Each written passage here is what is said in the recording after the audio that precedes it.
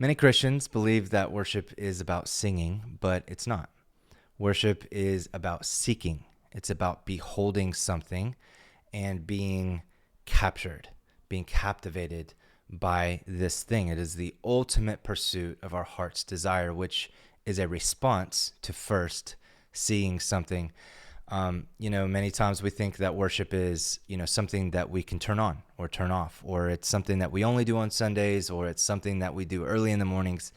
And I get that is an intentional time that we can worship corporately, that we can be intentional to seek Jesus. But actually, worship is something that is natural for all humans. And you might be thinking, well, I'm not really the worshiping kind of person. But that would be like saying, I'm not really a water drinking kind of a person. I don't really breathe. I don't really sleep at night. Those are not true of any human. Now you may not sleep great at night, and you may not drink a lot of water or enough water, but the fact of the matter is that we all breathe air just like we all worship. It is innate to us. It has no off switch. Worship is something we are always doing. It is the ultimate pursuit of our heart. And it starts with what we are looking after. If we have seen something as being so glorious, and if we've seen something as being so captivating that we are willing to pursue it with our life, to be mastered by that thing, then that is what we worship.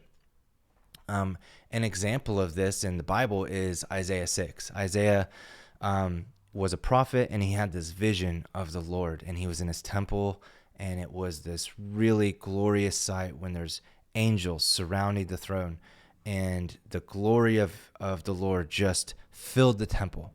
And when the angels sang, "Holy, holy, holy," it sounded like thunder, and it was epic and dramatic. And when Isaiah saw this, Isaiah said, "Woe is me, for I'm unclean." And then the Lord purified his lips, and he was just like, he saw God's greatness, he saw God's goodness. And then he responds with, "Here I am, send me. You can have all of me. You can have everything you want. I want to be mastered by you. I want to become more like you." And what we worship actually shapes who we become. In Psalm 115, it says, "These idols that have eyes but do not see, they have ears but do not hear." And then he says, "Those who make them will become like them." In other words, those who worship the idols that are dead will be dead. But those who worship the light and the life will have light and will have life. We think about worship a lot of times as being very religious, and it is, and only thinking about worship spiritually, like, we worship God or some false god. And we may not always even realize that worship might look very, very differently. It may not be a golden idol. It may not be some statue, but it can be money. It can be comfort. It can be control, right? And we might set out thinking that money is going to satisfy our needs. And so it started with this vision. Man, if I just had this much money, I wouldn't have this problem. I would have a better life.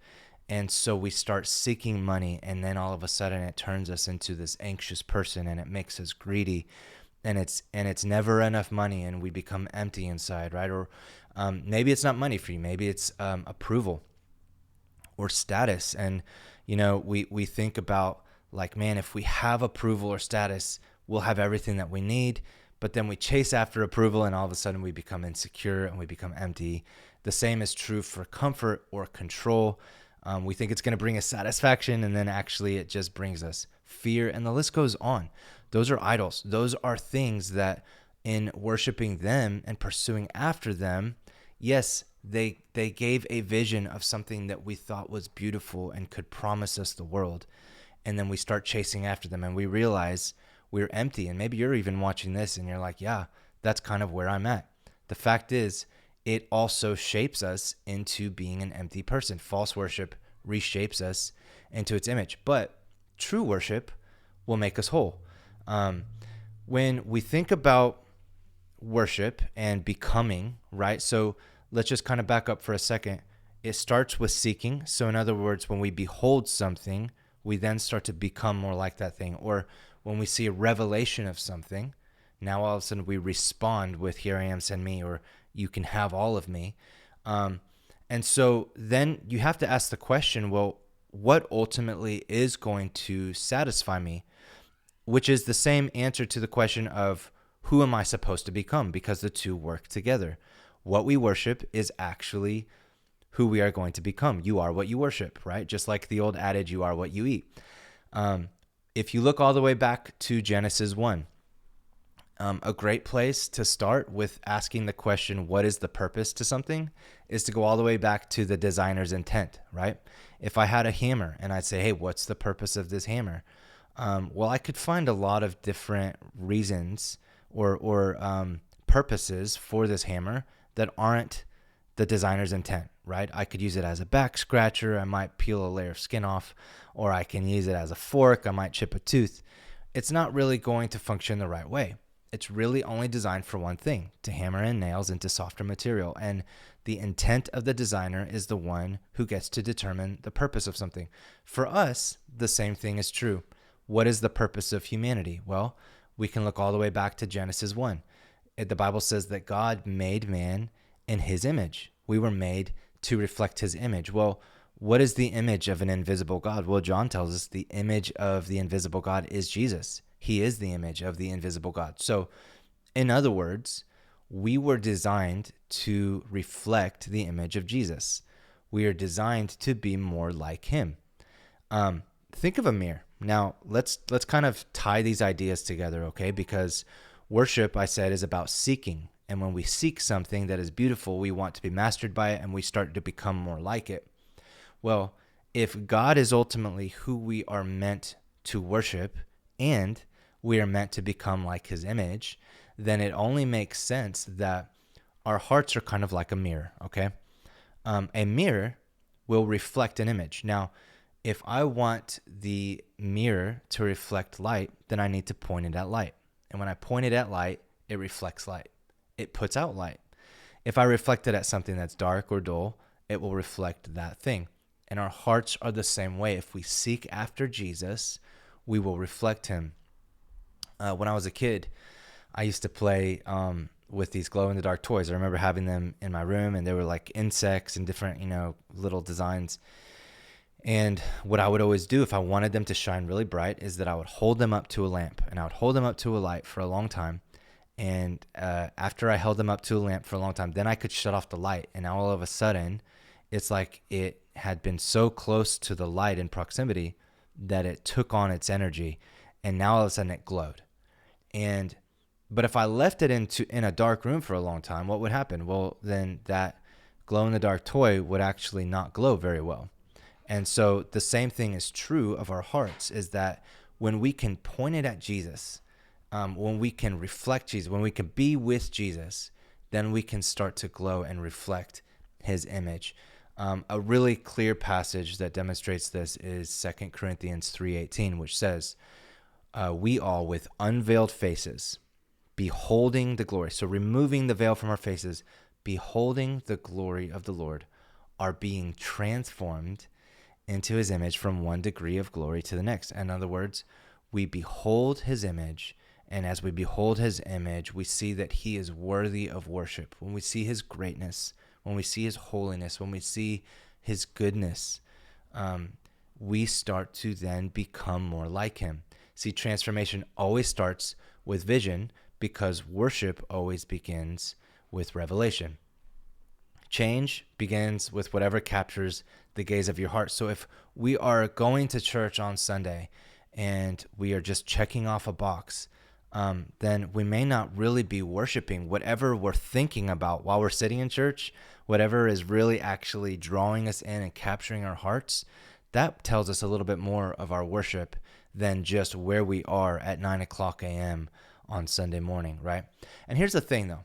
We don't, when we're talking about becoming like Jesus, we don't muster up the energy to become more holy. If you're talking about, man, how do I overcome sin? I want to be more like Jesus, but I've been wrestling with this sin struggle for all of my life. Well, how do we overcome sin?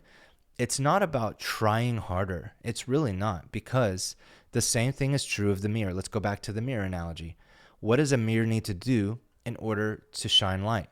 It doesn't need to figure out, how do I get a power source plugged into a mirror? That's going to be impossible. It is impossible. Actually, it just needs to point at the light, and it will reflect the light. And the same is true of us in our hearts. We don't need to muster up the courage and the energy and the power to fight against sin. What we need to do is point our hearts and be intentional to focus our gaze on Jesus. And when we do that, when we behold his glory, we will step into a life that reflects him. And this is why seeking God really matters. Jeremiah said, hey, seek me and find me, and you will seek me and find me when you search for me with all your heart. It's not the checkbox thing. It's not going to church. It's not about listening to sermons and podcasts and going, listening to Christian radio. Those are all good things. And those are things that can help us to point our heart and our gaze on Jesus. They really are. But it's not in doing those things that is going to make us worship God anymore.